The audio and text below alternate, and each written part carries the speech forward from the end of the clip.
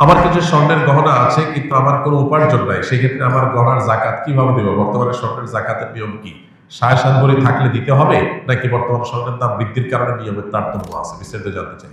নিয়মের কোনো তারতম্য নাই।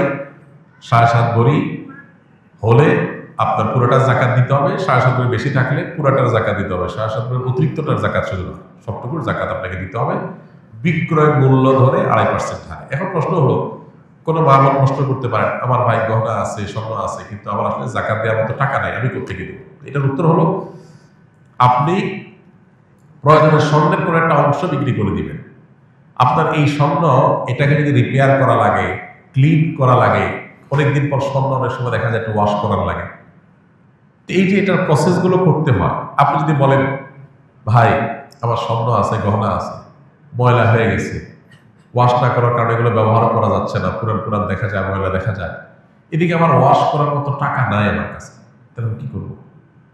এটা যদি আপনি কোনো স্বর্ণকারের কাছে যে প্রশ্ন করেন, ও ভাই স্বর্ণকার, আমার স্বর্ণ আছে, আমার স্বর্ণ ময়লাও হয়ে গেছে, ওয়াশ করা দরকার, আমি বুঝতেছি, কিন্তু আমার কাছে টাকা নাই ভাই, এখন আমি কি করতে পারি? স্বর্ণকার কি বলবে আপনাকে? বলবে আপনি এমন করবেন অটোমেটিক ওয়াশ হয়ে যাবে, এরকম। স্বর্ণকার বলবে, ভাই আপনি প্রত্যেকে টাকা জোগাড় করবেন, আপনি জানেন স্বর্ণ যেহেতু আপনার ওয়াশ করতে হবে, সেটা আপনি বুঝছেন যখন, তো ওয়াশ আপনাকে করতেই হবে, প্রয়োজনে স্বর্ণ কিছু অংশ বিক্রি করে করবেন, আর নাহলে অন্যভাবে টাকা জোগাড় করবে। জাকাতটা হলো ওয়াশ করা যতটা প্রয়োজন, জাকাতটা ওয়াশের কাজ করে। জাকাত শব্দ অর্থ পবিত্র করা, সম্পদটাকে পরিচ্ছন্ন করে। পানি যেরকম ওয়াশ করে পরিষ্কার করে, জাকাত এরকম সম্পদকে পরিচ্ছন্ন করে।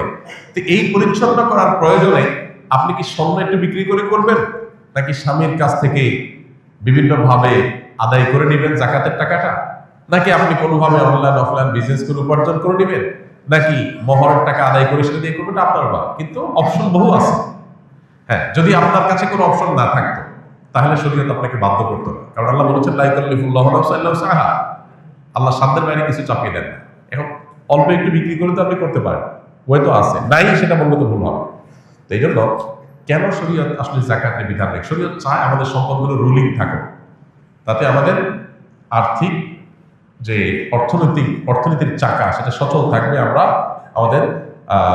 আমাদের অর্থনৈতিক অনটন দূর হবে, কোনো সম্পদ অলট যেন প্রয়োগ না থাকে। জাকাত দিতে হবে এই গরজে আপনি বাধ্য হয়ে ওটা টাকা খাটাবেন, বা আপনি এটা বিজনেস করবেন, আপনি ইনকাম সোর্স বের করবেন। অনেক মেয়েরা আছে স্বামীরে মাফ করে দেয়, মহরের টাকা দেওয়া লাগবে না, থাক মাফ তোমার জন্য। এদিকে জাকাত দিতে পারতেছে না, এসে হুজুরের কাছে কাগজ লিখে দেয়। আপনি নিজে অভাবী, জাকাত দেওয়ার টাকা নাই আপনার কাছে, তো স্বামীর মাফ করতে বলছে কি আপনাকে?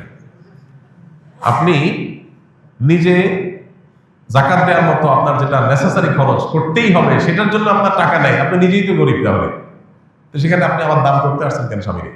স্বামীর নাকের রশি দিয়া বলেন, মহরের টাকা নিয়ে আসো, জাকাত দেব, শেষ। তাহলে আপনি দায় মুক্ত হয়ে গেলেন।